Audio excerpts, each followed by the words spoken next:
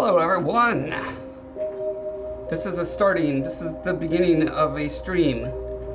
A live stream on twitch.com. My name is Josh. I do stuff like arts. I sculpt these things on the computer and then 3D print them out and then mold and cast them. Or I hand sculpt from scratch with polymer clay mostly, sometimes epoxy clay. Or I model on the computer and then 3D print and then cast and mold and make these like fun dice from my book series. Tales from Talifar is the world that it's set in, and the Scarred Kings book 1 and 2, the Scarred King books 1 and 2 are available on Amazon today. You should check them out. Okay, let's get to work. I got a thing I want to finish today, finish light, let's say. I've got this backdrop for my streaming studio, I'm gonna call it, upstairs, which is literally my living room couch, and behind it is a half wall, and on that half wall is a ledge, and in that ledge are some alcoves that this kind of cave thing will fit in. And once I put this behind my couch, the idea is that it will look like a beautiful cliff and landscape. Will it work? Tune in to find out. So I'm close to having the front done. All I need to do on that part, I think, is turn this volume down a little bit so I don't have to shout quite as much. There we go. Dry brushing, and then maybe another wash and a stain or two. I don't know. We'll see how it goes. But one of the things I want to figure out is the actual top part of this. So right now it's unfinished. The idea being that I'm going to be putting some sort of platform up here, and that's going to have grass on it and be like a nice little plateau to display my sculptures on. So to get to that point, I think what I'm going to do is cut this board in half, because it doesn't need to be anything fancy. It's going to have grass on top of it. All it needs to do is basically just hang on. I'll need to make sure that it's affixed to the cliff really well. And the little ledge that sits behind me is just over 11 inches, and I think, what is this? This board is 20 inches. So if I cut it in half, I get two 10-inch pieces. I do have so I'm thinking maybe I just want to do 12 inches from two different boards. I'm also not sure. There's going to be like a canvas backdrop that's going to have a picture of, you know, a fake landscape going off into the distance that will match my the rest of my rocks, right? So the last thing I want is, let's imagine that this is the ledge, or well, let's say the ledge is here, and this paper, because it doesn't go all the way back, you know, it only goes 10 inches instead of 11 and a half or whatever, I haphazardly set my sculpture down like this and then let go, and it's like, wah! And it falls literally probably 9 feet down to the stair landing below. My sculptures are pretty tough. This is pretty tough resin, but I don't trust it that much. So I'm thinking the safer bet is to take it all the way to 12 inches.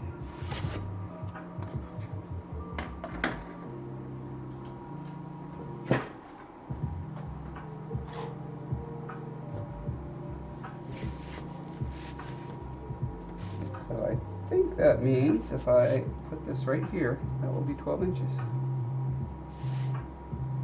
Actually, you know what? I'm going to go 11 and a half because I think that's technically, I don't want it to overhang because there's also, like I said, going to be like a thing abutted against the back of it. So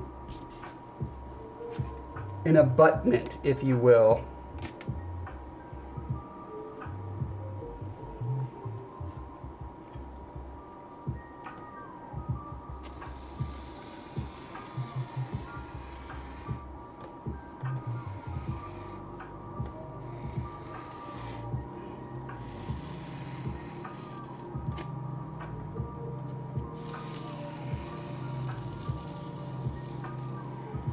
Remember that really good movie from the 90s, What a Butt Bob?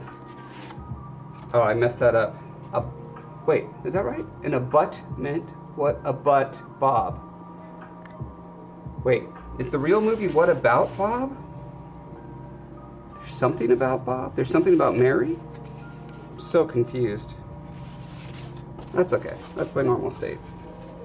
So this part ends up being my 11.5 inches, I think. Is that right? No, this ended up being 12.5 inches. Wait a minute. Have I been bamboozled by this measuring device that I don't fully understand? Hold on. Moment of truth. 10.5 inches on this one. Oh my God, I just wasted a sheet. 9.5. Okay, am I crazy? Does it not seem like if you cut a sheet from here to here, this is the number that you would be cutting? No, because there's a 3 there. That would be 2. 1 would be that center. Okay, I get it now. Wow, that's very annoying. Okay. You know what they say? Cut twice, measure once. So, time for our second cut.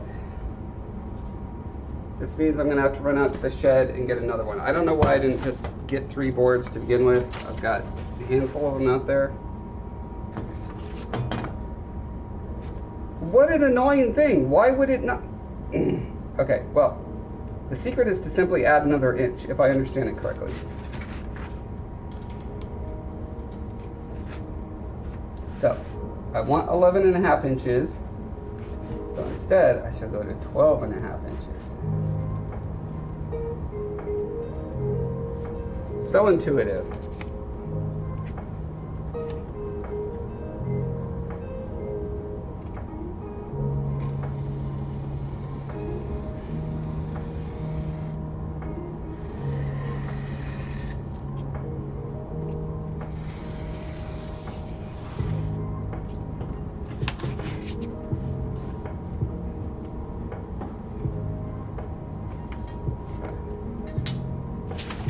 Sanity check here. Wait a minute. That's not... What is happening? My brain is breaking. This is 10.5 inches. You're supposed to add 2 inches? I'm gonna have so many delicious strips of random sizes here. Okay. I apologize. I have to run and get the rest of my boards because I'm an absolute moron. I will be right back in 30 to 40 seconds.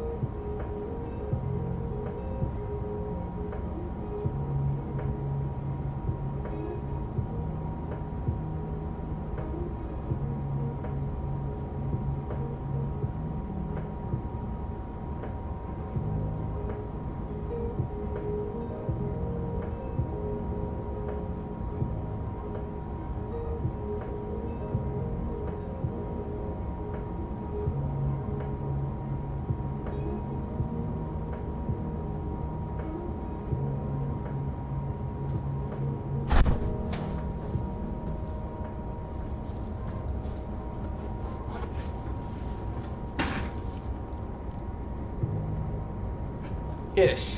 Okay. Now, it's a good thing that my local, what was it, Office Depot had a going out of business sale a couple years ago, and all of these packs were like $2 or something, so I have plenty to mess up on. Let's see if I can make a similar mistake, what this would be, 8 more times, and then I will truly be out of luck. I feel like I could do it. I could probably pull off the same mistake 8 times in a row.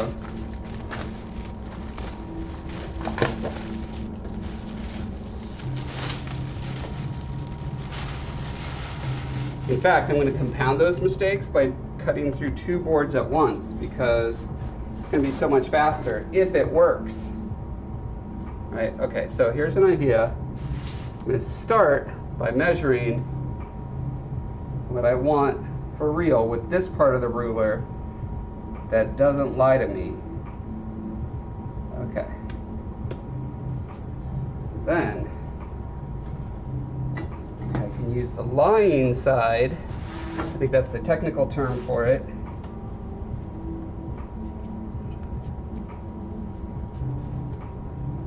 Liar, liar, pants on fire side.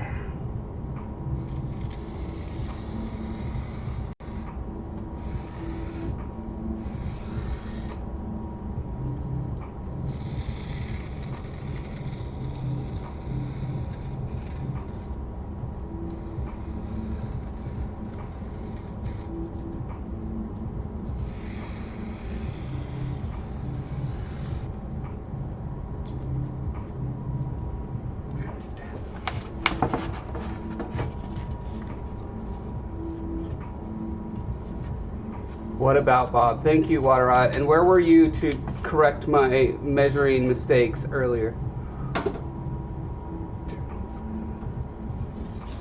Yeah, I'm sure there's a good reason that the numbers are laid out like this, but boy, they do not work for an artiste like myself. I have sensitive artiste brain, which means I don't understand math or directions. Okay.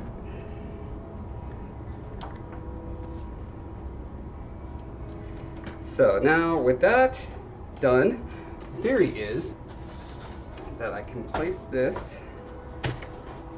That's a nice sound. Okay, along a ledge like this. Put these on.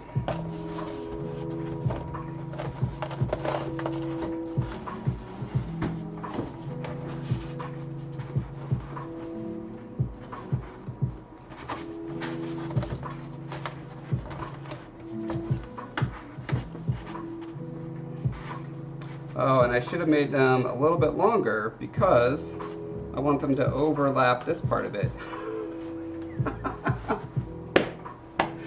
I kill me. Amazing.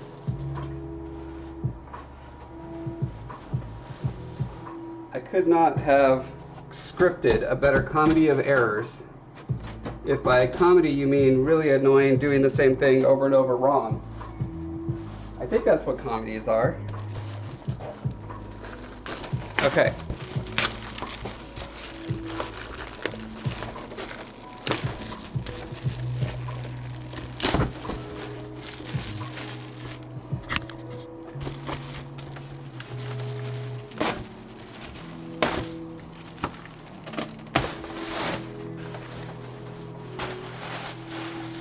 I mean, the good news is, it's rare that I need an entirely big this size. So it's not like these scraps are going to be thrown away. It's just...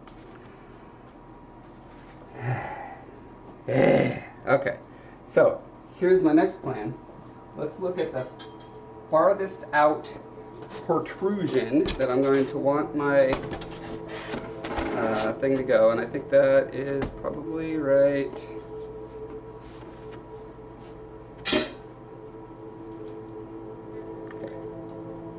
Probably this one.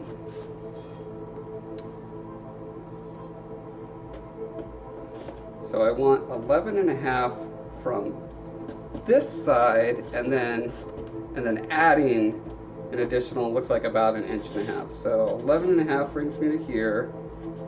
So it looks like about 13 inches is actually what I want.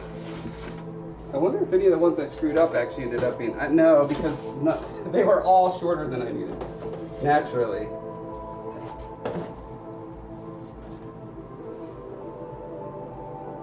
Okay, 13 inches.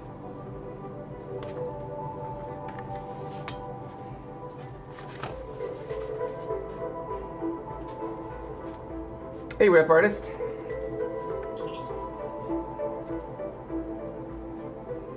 Yeah, as soon as we muddle through this technical comedy of errors of cutting the wrong size over and over again, we'll get to look at the more artful aspects of this again, and it will be glorious.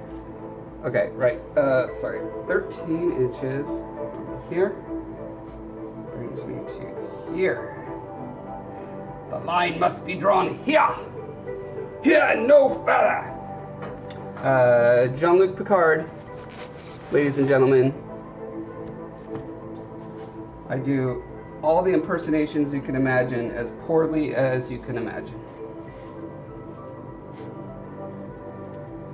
But you can never blame me for not trying.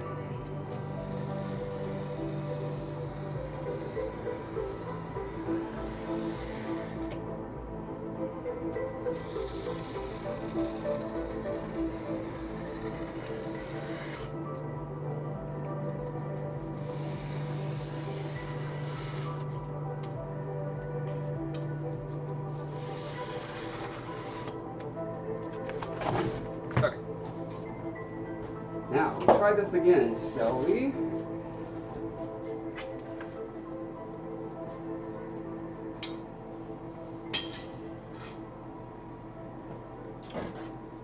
Have our cliff. Hangs out over the side of my wall thingy.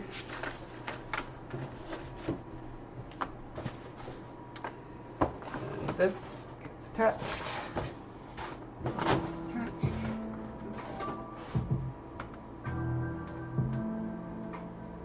So I can start by just pinning it in place with hot glue, and then I'll do some more mechanically sound methods.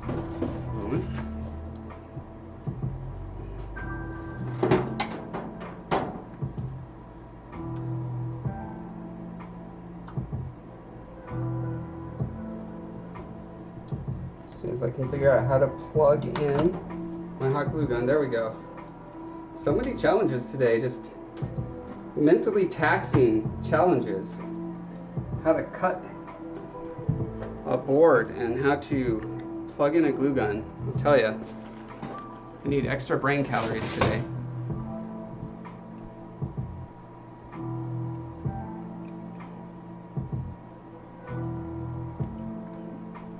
So Water Rat, the idea is that this is going over a half wall that is behind my couch.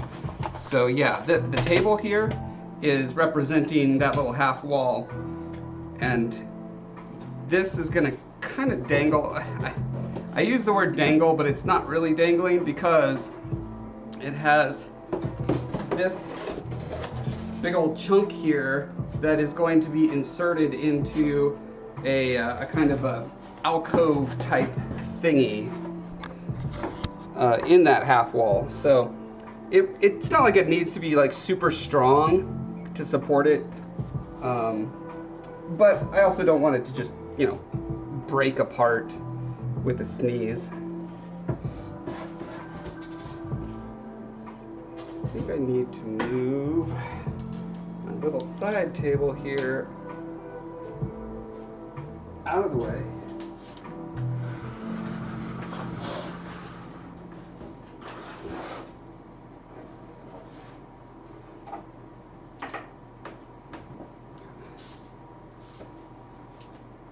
I've been doing so much remodeling of my studio. Look at all this delightful sound baffing I got up on the ceiling there. So my paint booth is done. My sound baffing is done, and Oh yeah, and I got this cool light rig system set up where I can move and like put them up and down where I need them. And I have a cool curtain that I put on this rail, like this bendable rail system. So when I want a nice, clean, flat background, you know, I'm doing my art here, there could be no distractions as opposed to seeing like that, which is very noisy and distracting. It's great in person because I can look at all my cool reference and be like, oh yeah, that's what rocks look like in real life. I should maybe do that better. That's what that is for. But it doesn't look so great on my YouTube videos with that kind of a garbage background there. Especially that. Who wants to see that in the background? No one. No one, that's who. Okay, is our hot glue gun hot yet? Nope.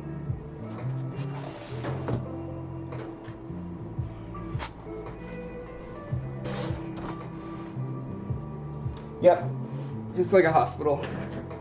Depending on what the patient needs, I can draw very many curtains. I've got a rail all the way around there to cover this whole front section, and then I've got one that like basically will cut off that half of the garage, and then up there as well, it's kind of hidden behind the sound baffing, but the whole thing, I could basically make myself a little room here, which is going to be nice for days like this where it's really cold. That'll help keep the warmth in as well, and help keep the dust out, because I've got all my big power tools, table saw, blah blah blah.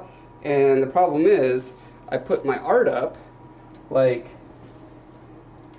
you can see because of the curtain, like those kind of things over there, those Zelda sculptures, right? They are just absolutely coated in dust because because of all the power tool usage that I end up doing. So with the curtains, it should keep the dust and the temperature away, which is going to be nice. Okay, now after all that blathering, the hot glue had better be ready to go.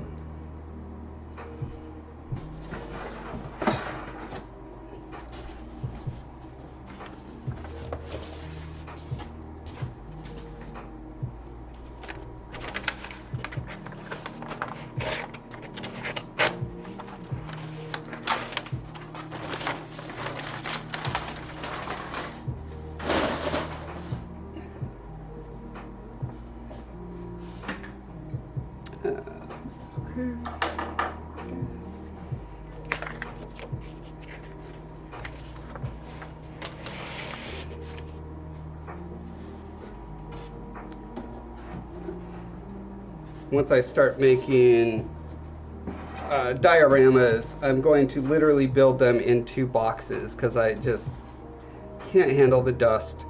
It's so destructive.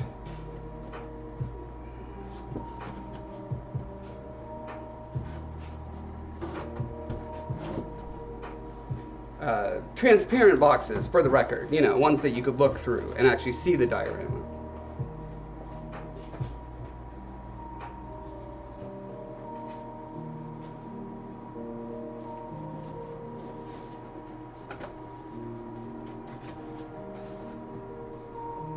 Trying to get this up and at exactly the height of the table, so when I glue this on, it's not going to be at a weird angle.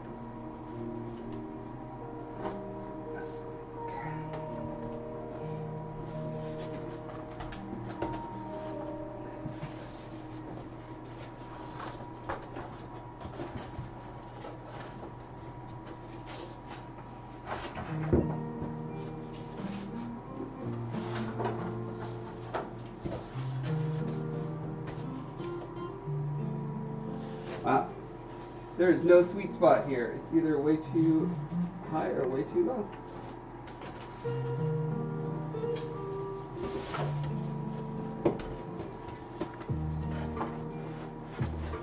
There.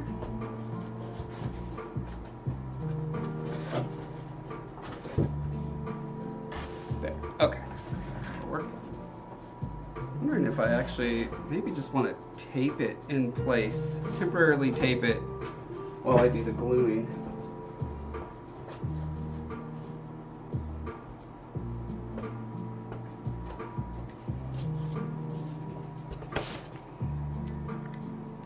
Hi, Indivies.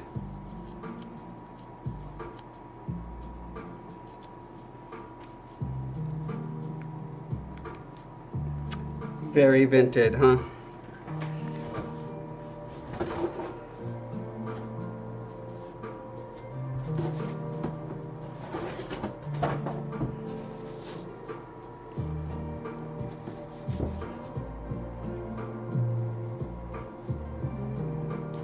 That's a good way to do this.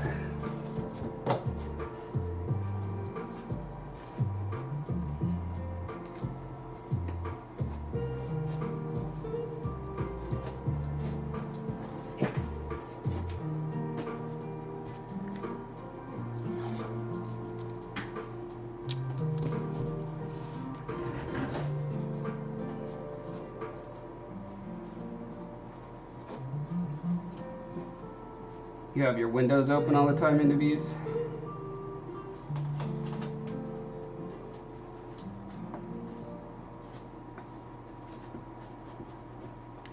So you get nice fresh air of dusty roads in your house all the time, huh? All right, so one thing I'm trying to consider is that from like this vantage point, the like there's a little bit of jagginess to the line, right? It's not completely flat, which is good. I like that, but it does present some challenges because I want it I mean, the surface up here needs to be flat because I'm going to be putting statues on it, right? So when I put a board across like so, I'm trying to decide, do I want it to go up to here and stop, or do I want it to go all the way over and then like cut this line out? I'm thinking if I do like this, right, all these little overlapping bits, I can cover with my funky fake fir grass. It's going to be what I have on the top there. So I can like bring it down to cover up all the seams and such. I can also sort of cut this down so it's not just a completely flat as needed.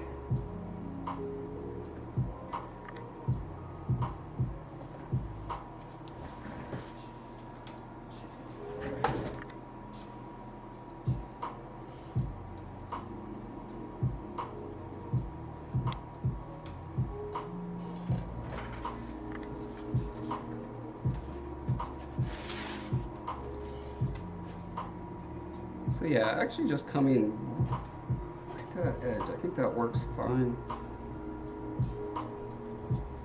Which means I didn't actually need to cut it longer. No, I did, but not as much longer. Who cares? It's easy enough to fix. I'll fix it in post.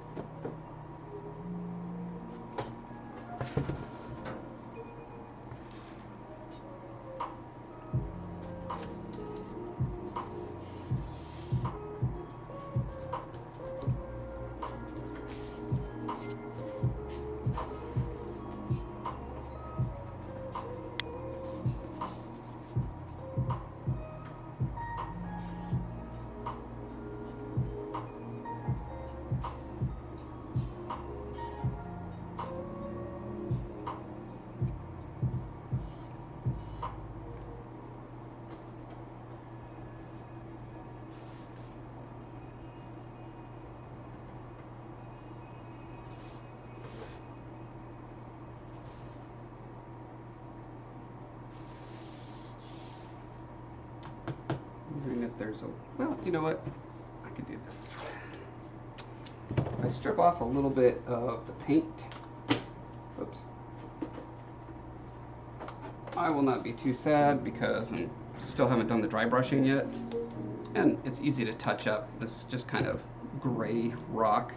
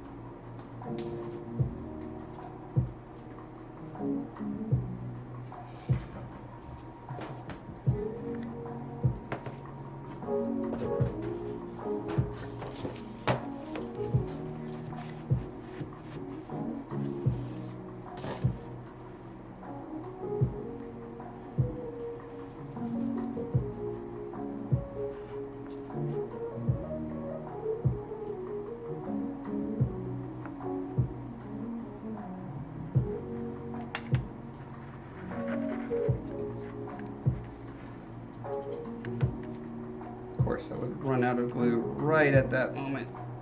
It's just the rule. It's how it must be.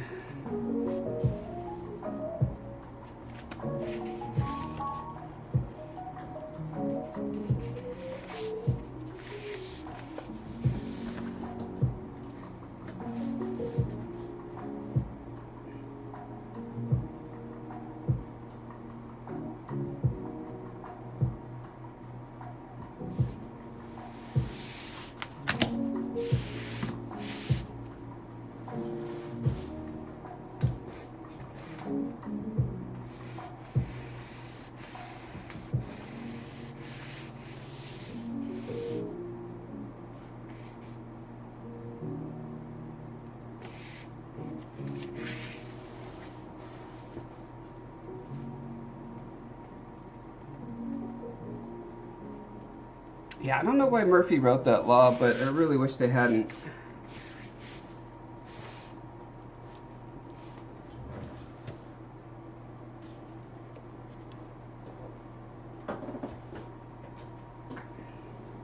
So now we can go in and start cleaning up this edge to match a little bit.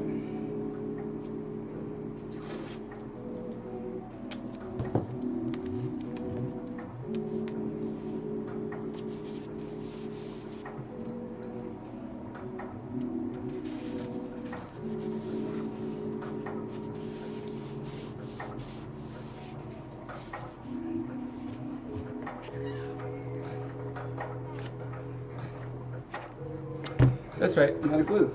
Remember? Remember 30 seconds ago? No. Got the goldfish brain.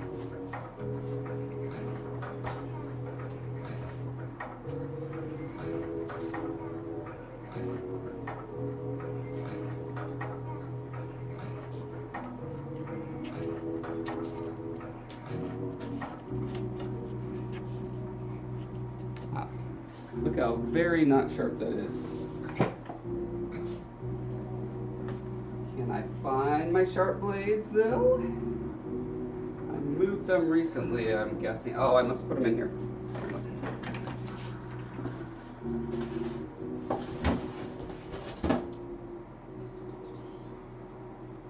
Here they are.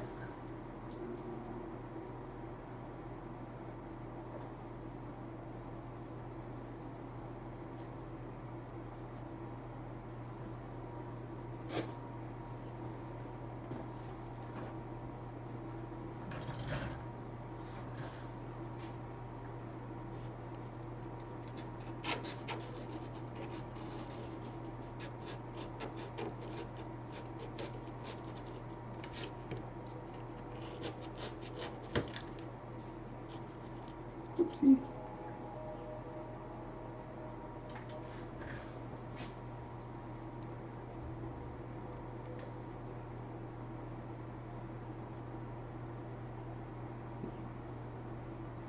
Make this a little easier to see.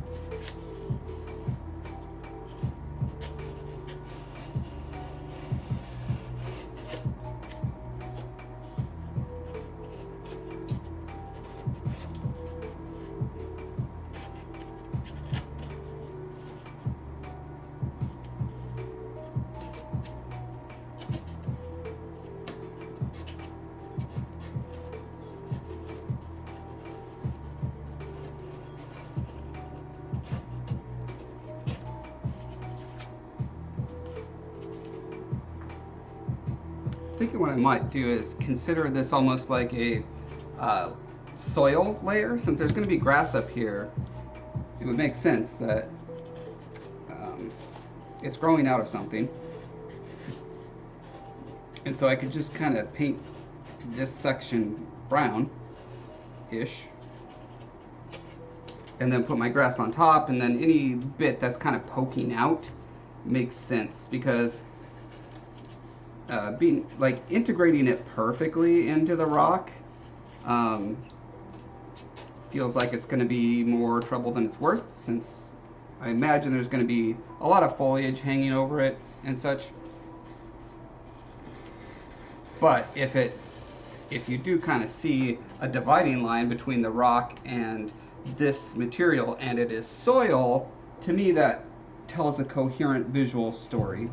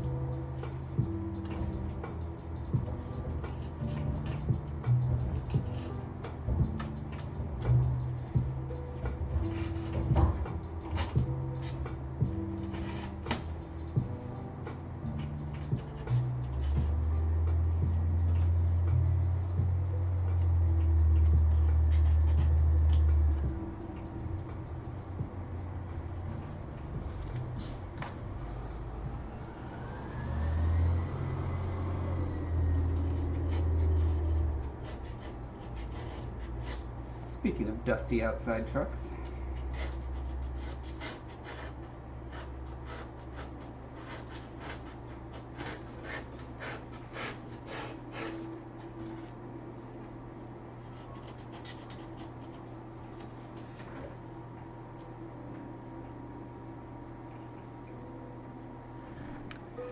Yes, water rat. Definitely gonna put some little pebbles and such around for that transition.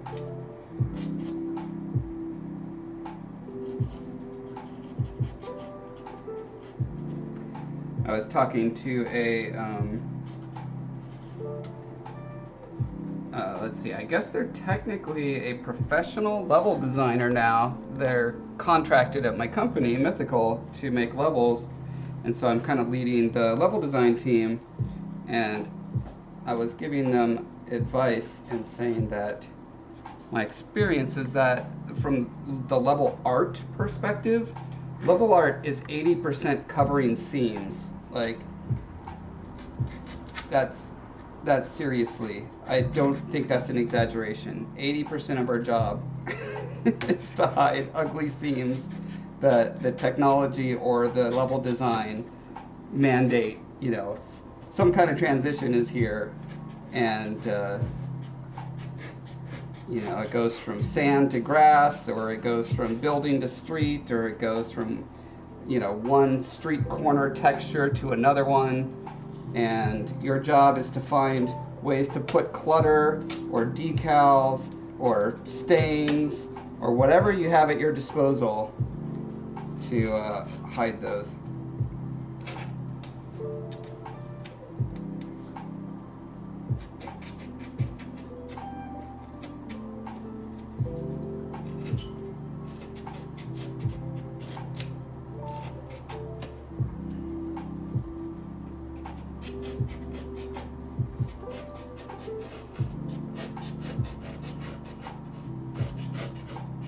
think about it, in architecture, that's what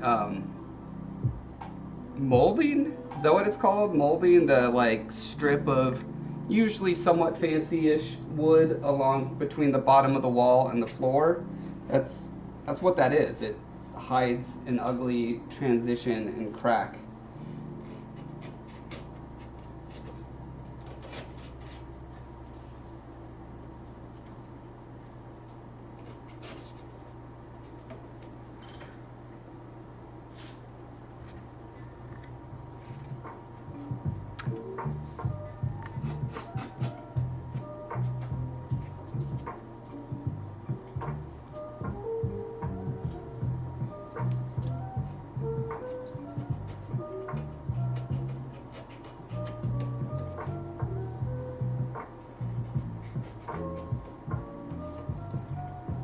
Okay. Now, you can see this doesn't go all the way to the edge. Camera arm is getting in the way of the camera. It doesn't go all the way to the edge here, but yeah, there we go. Okay, but I'm not worried about that. That's definitely off camera. I just have it extending that far for safety's sake, and I'm probably going to be putting some sort of hills or mountains out at this part anyway. So the important thing is just to have a solid ledge that this attaches to, that I can put my basing on. So it is only tenuously held on right now by the hot glue. I'm trying to think, so I could do some skewers through it from this angle still. I'm trying to decide when I want to flip it over. I'm worried if I flip it over now and try to reinforce it from behind, that just that process is going to make it go a little cattywampus. Let's avoid both the caddies and the wampuses, shall we? Ah yes, and my skewers. I do not know what I do with my skewers, so I'm going to improvise skewers with stir sticks.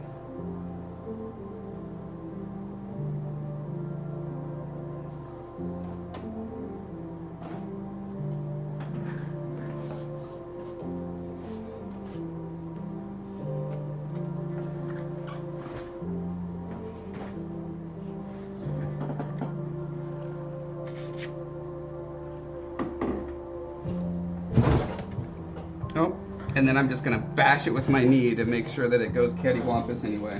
How about that? Can we all agree on that?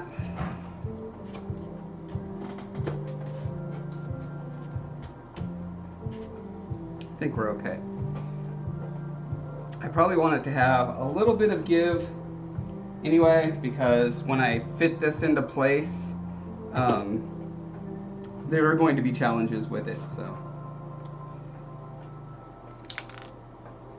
So I'm going to make some stabby McStabbers this way. Let's see, I guess let's do this. Is this the most efficient way to make stabby stabbers? Might be. 1, 2,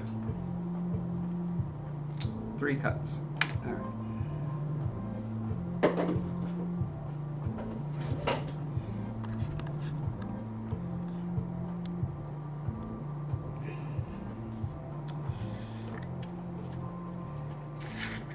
So probably starting in the middle is a safe way to go.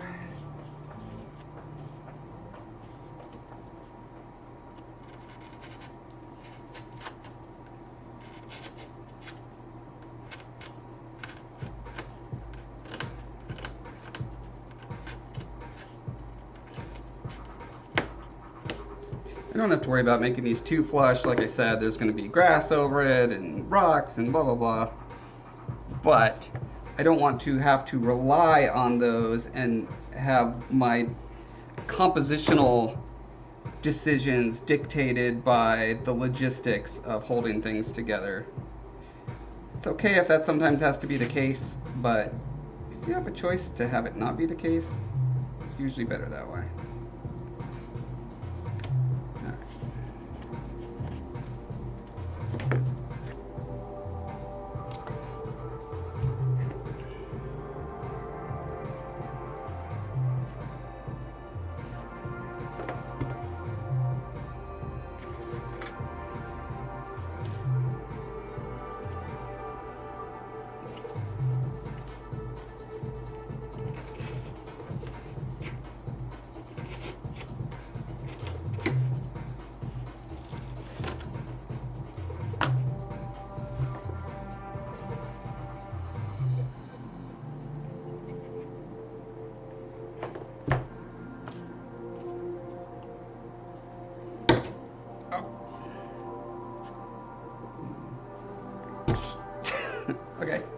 That's not the best tool for the job. So say we all. What's a good tool for the job? We need something, well, what I need is a thimble, really. I do not have a thimble on. Let's see if this works. It's probably too late for this one. Yeah, I can't get that down any further. Ding.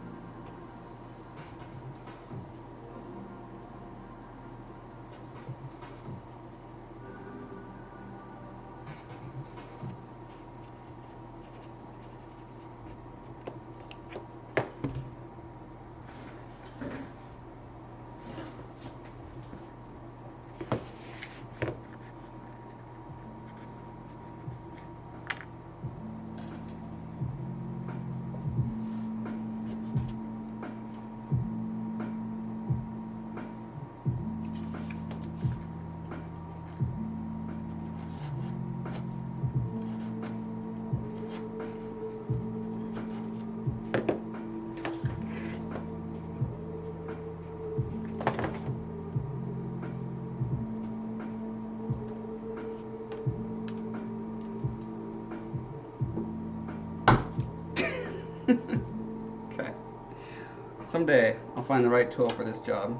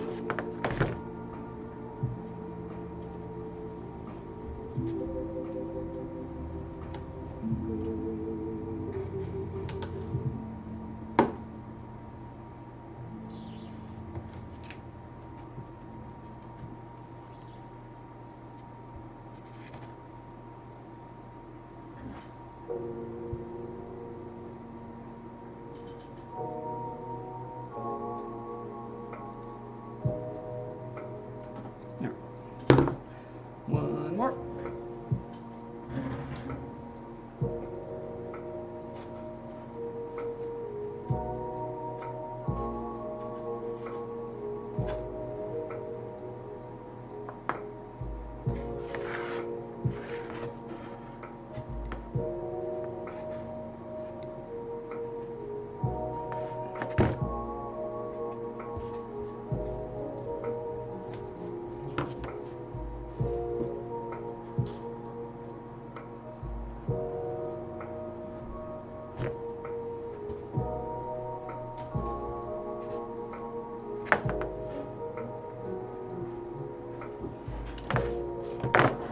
Okay. Now I feel like the structure is probably sound. Yeah. Okay.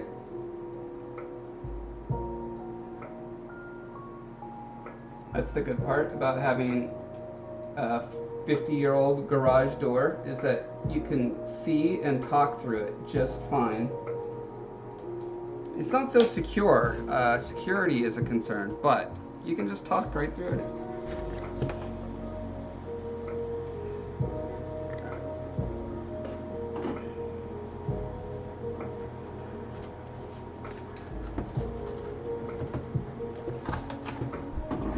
It's feeling pretty solid.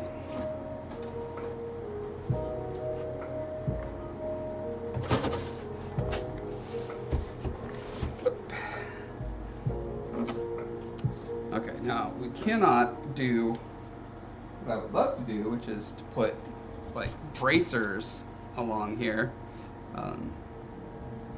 So I think I'll just run a bead of hot glue and trust it to the fates.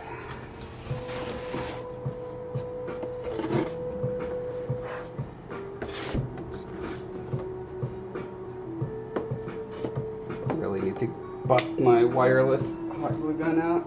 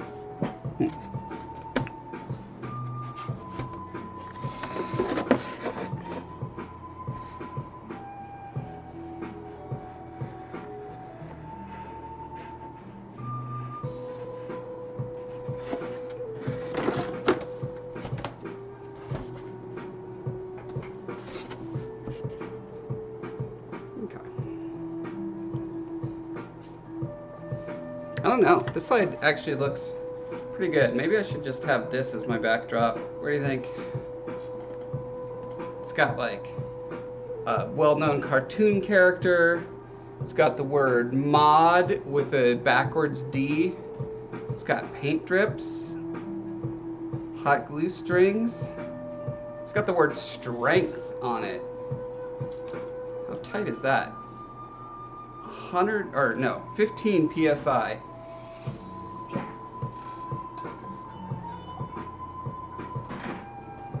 I need to adjust my light. It keeps bumping into, see my camera arm here? Keeps bumping into my light that's here because I cannot move my light because I have that stupid old busted garage door opener that needs to be removed. Okay, but in the meantime, I'm gonna move my light up. So I am standing on a swiveling wheeled chair. That is the smartest thing you could do when you're trying to adjust something on the ceiling. Pro tip. Okay. There we go.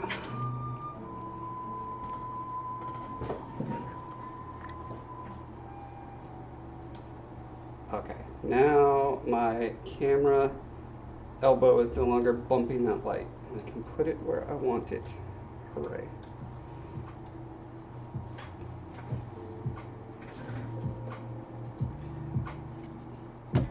Okay, well, I think I'll finish out the other side just in case I change my mind and I want to use the diorama elements of this piece.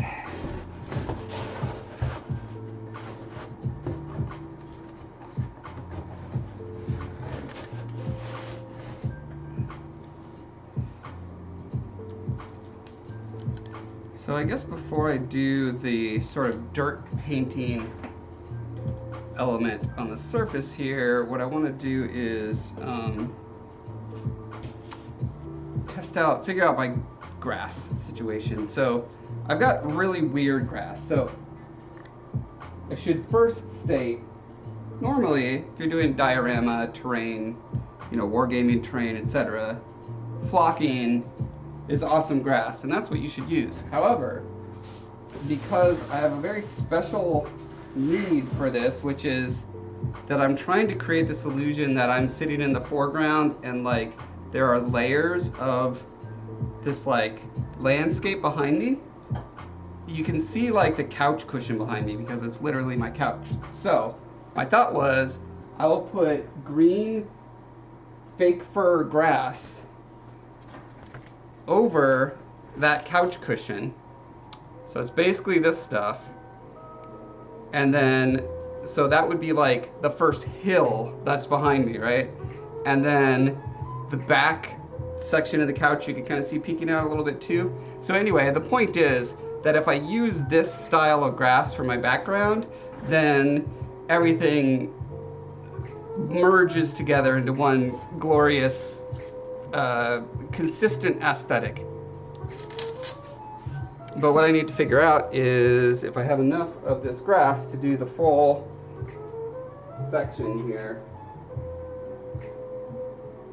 I think this is what I had in mind for this part.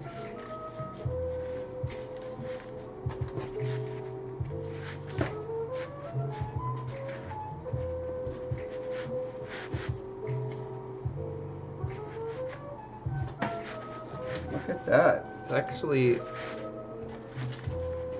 deep enough to go as far as I need it to.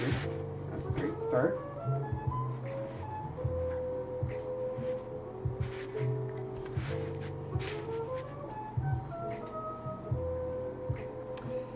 And then the other thing I was thinking was for the parts that are uncovered, I have these elements that I've also been working on.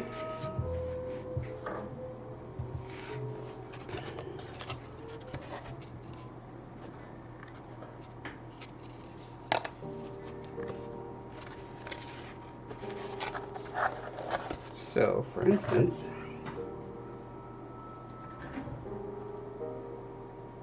I have a section that does something like so.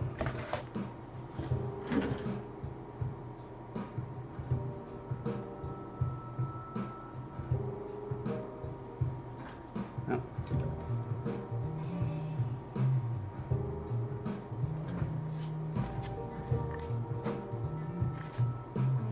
Right, and I can just sort of sweep the grass up, and then I could do little clumpies here and there to sort of blend things together, but that's what I'm thinking.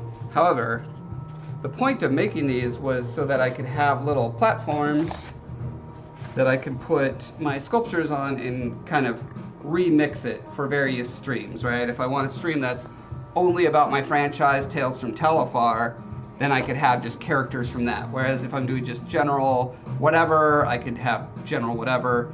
Also, if I'm doing Blanco's Block Party streaming, which I do every Wednesday on my channel, I can have that cool Foreman, the Foreman backdrop would be here. But when he's not there, I can put rocks, I could stack them as needed and put my sculptures like that, right? So I don't want to glue these parts down, but I do want to be able to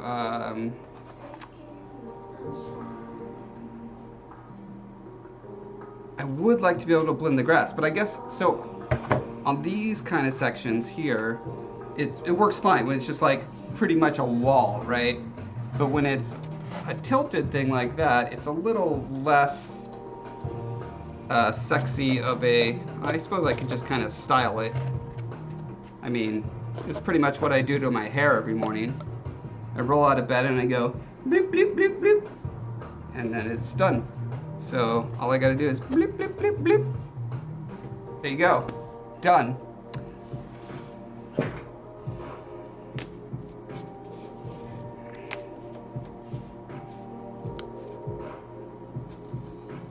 Light that screws into regular light socket so bright it changed your entire creation room. Wow. 4,000?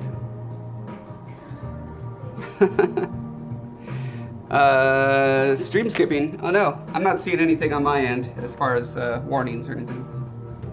Okay, right, I still need to be figuring out how much grass I actually have to deal with right now.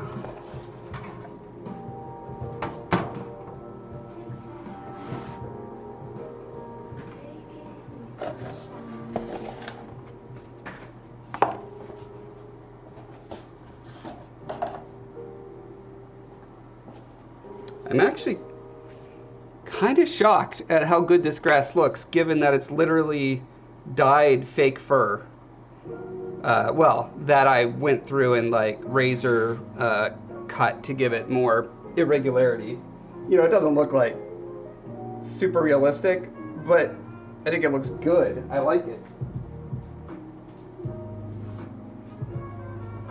Okay. This is what the back of the blanket that had it had fake fur on one side and this kind of weird clumpy stuff on the other side, and I was like, you know, that might work for something. I don't know what, but keeping it. Okay, and it looks like this. See, one of these, my plan was to use it for the pillow.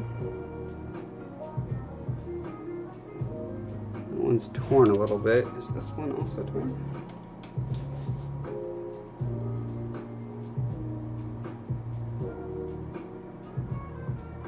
This one is not torn. Okay.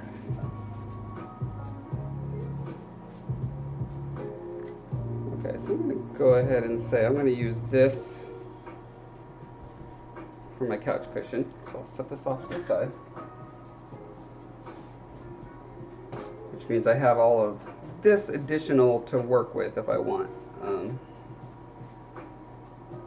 Because most of the back of the couch is covered by the cushion, meaning I really only need this little section. So I could probably cut a good chunk out of here. The problem, and I don't know if there's a solution for this, is that when I cut this stuff, it leaves a billion fibers going everywhere, and it's super annoying and messy and probably bad because the fibers are so small they float around in the air, which means they're going to get in the lungs.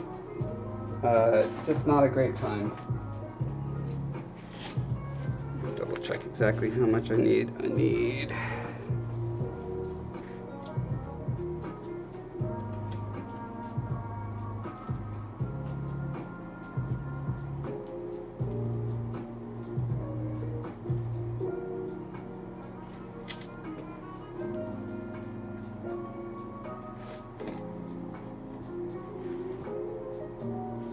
this much.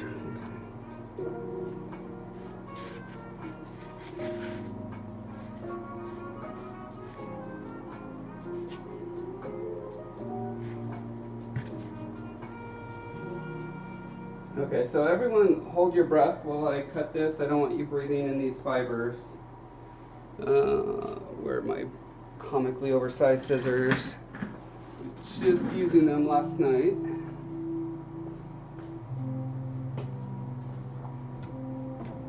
Which naturally means they're just going to disappear into the ether. They're the best cutting scissors, you guys. Comically oversized shears are amazing. Here.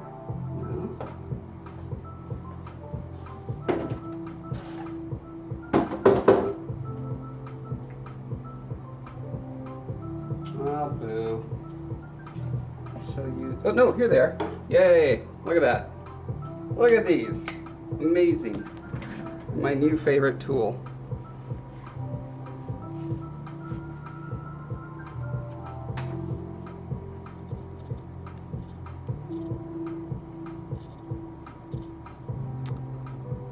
I wonder if, what if I put tape over the area I'm cutting and then cut through the middle of the tape. Would that hold the fibers in place? Question mark? Yeah, lungs are overrated, right?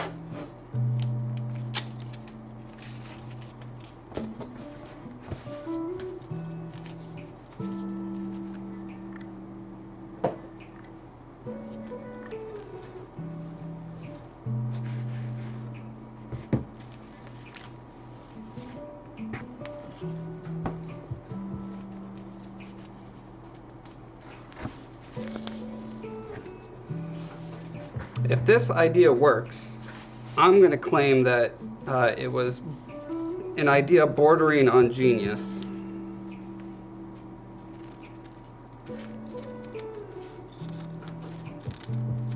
Anything to compensate for my earlier measuring debacle.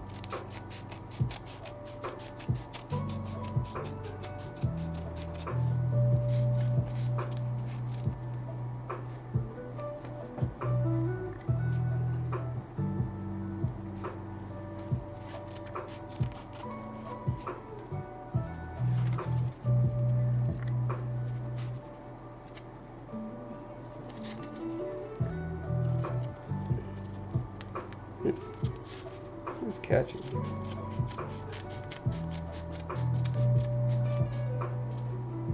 Wow. Okay. So far, very little fibers. And the question is, when I pull the tape off, is that when we get an explosion of lung cancer?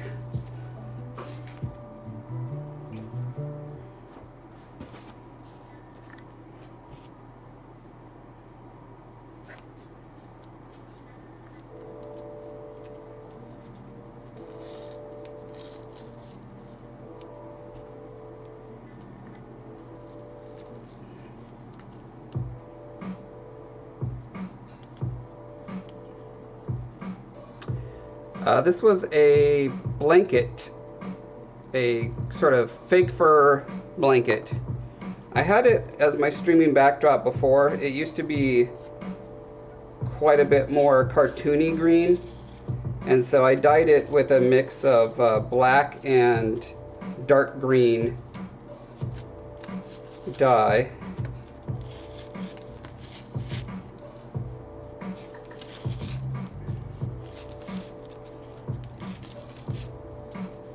So far, I'm not seeing a ton of fibers flying around like before. That's awesome.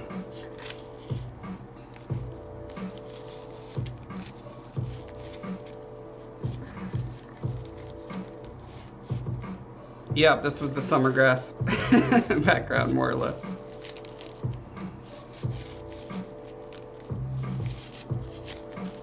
It's being reconstituted into it's a gritty reboot of the funny summer grass.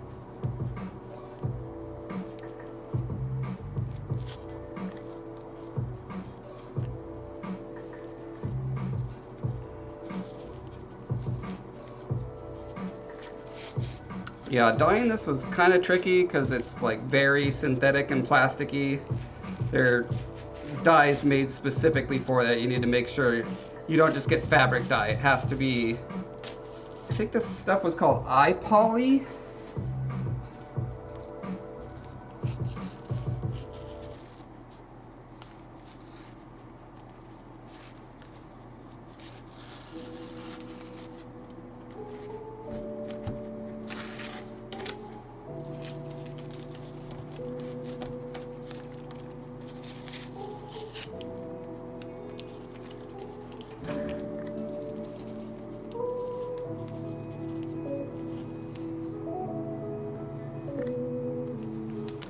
Yeah, I'm shocked at how well it turned out.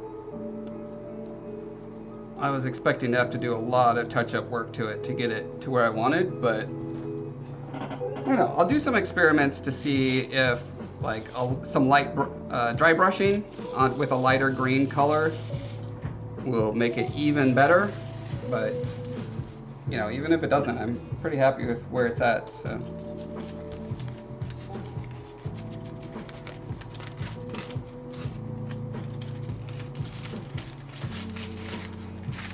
Sure the edges can't ripple.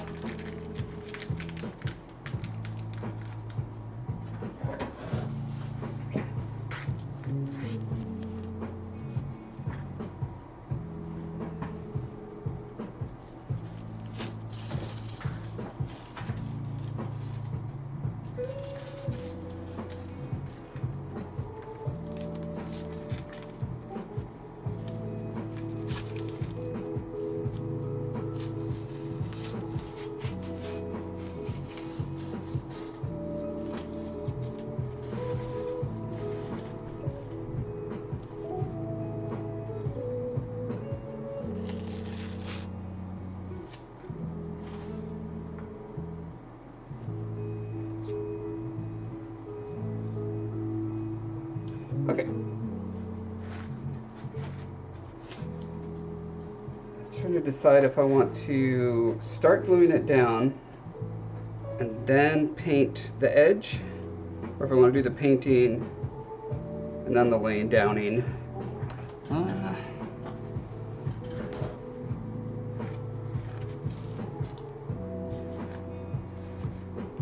Seems like I could glue it down in the more or less the back section, and then just don't glue it in this front part. You know, glue it that far, do my edging, blah blah blah, then roll it back and cut around that. Probably the best way to go.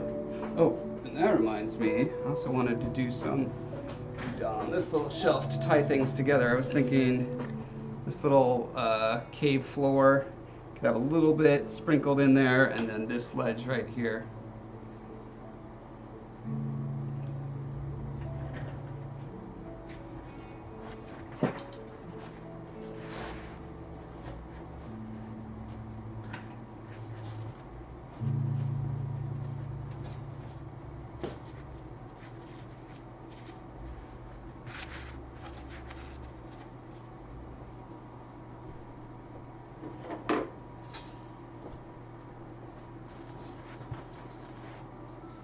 Or do I want to do the dry brushing first? You know what? I'm thinking probably better to do dry brushing.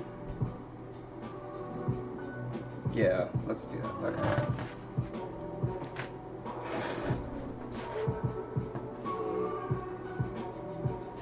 Hello. Only 2.5 more hours until Elden Ring comes out. Elden Ring? Yeah. Never heard of it. So one of Have them it preloaded? they're Souls-like. Yeah, it's another Soul-like game. No pussies can play it. It's only for men. I heard it was like Breath of the Wild. Yeah. Exactly. You play a character named Zelda, and you go on a quest to collect. Yeah. A fairy. Yeah, a fairy. Collect a fairy. And trigonometry. You have to collect trigonometry. You also have to save, I think, Princess Peach. Princess Peach, yeah. Yeah. That sounds right. Because it was written by George R. Martin. Yeah. Right? And Yeah. He wrote Lord of the Rings, too. Mm-hmm. Lord of the Rings and Princess Peach. Yeah. I think he was also in Princess Bride for a little bit. Wouldn't be surprised. Yeah.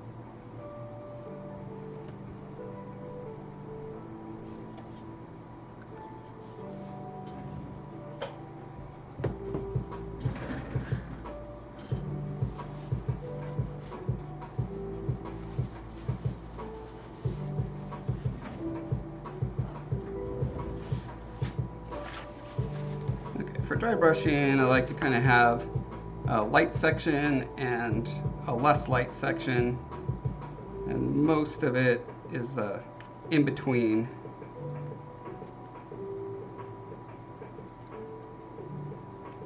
Although I may have put too much gray on here. I put too much gray.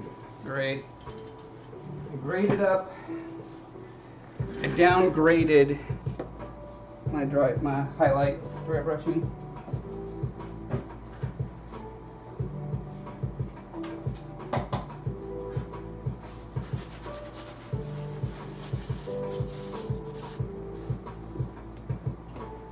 Let's do this again. All right, have some good classes. Thanks for joining, Water Rat. Oh, and sorry, I was talking right into the microphone. Sorry if I blew everyone's eardrums out.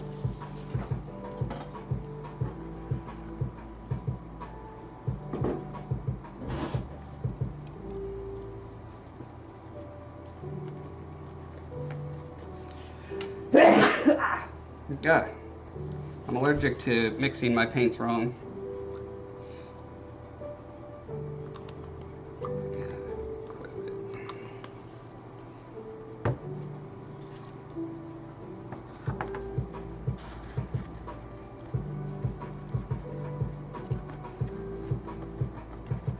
That's probably about as bright as I want to go.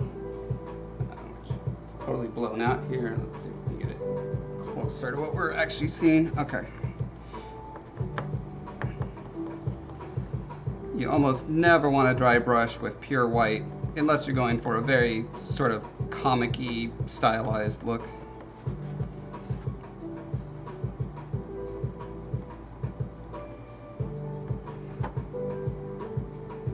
Or you're dry brushing like ice.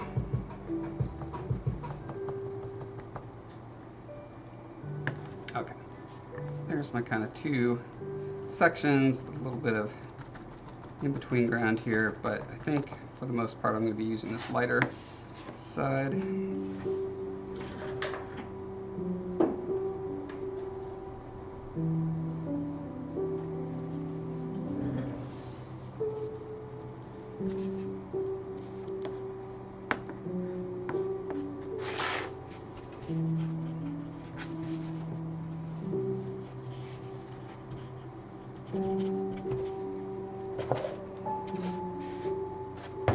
Start on this back section, I don't care about. It's way too much paint on the brush.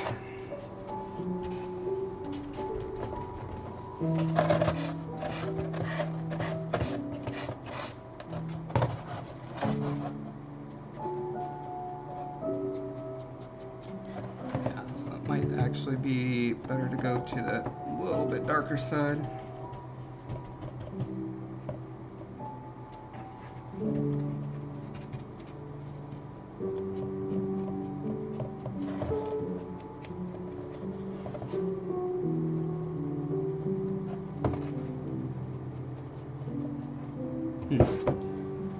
Let's try the even darker bit.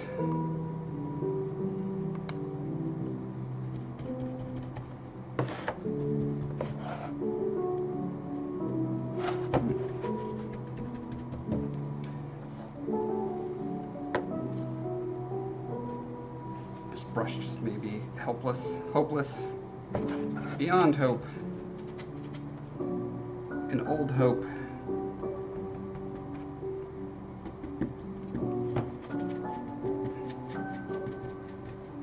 This is what I use when I need to go powder my nose.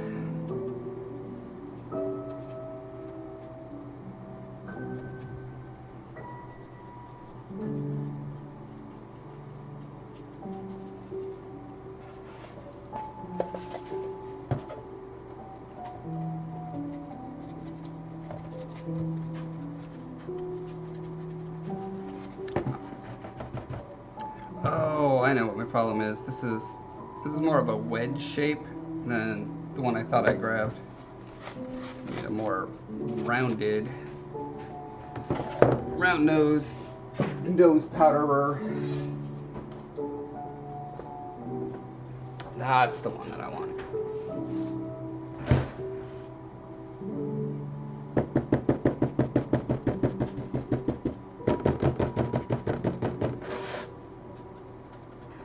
There we go.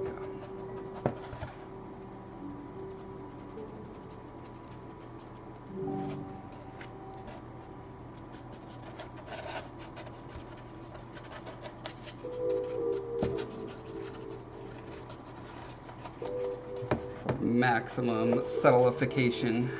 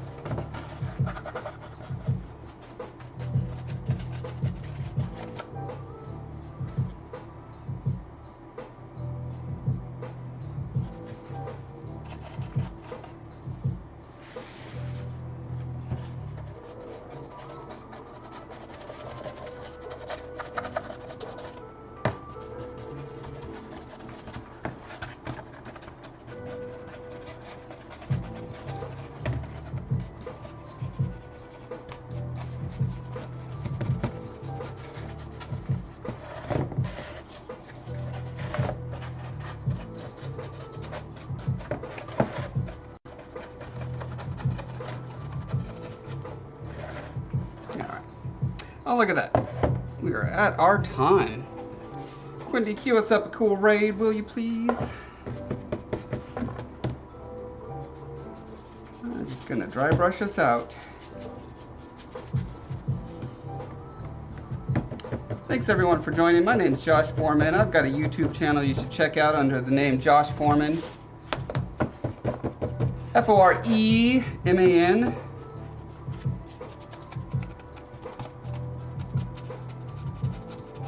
And I've got books you can buy on Amazon.com called The Scarred King. Books 1 and 2 currently available.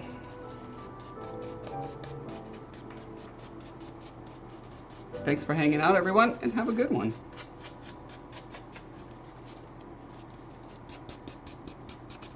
I will have a nice brush this evening, and you too.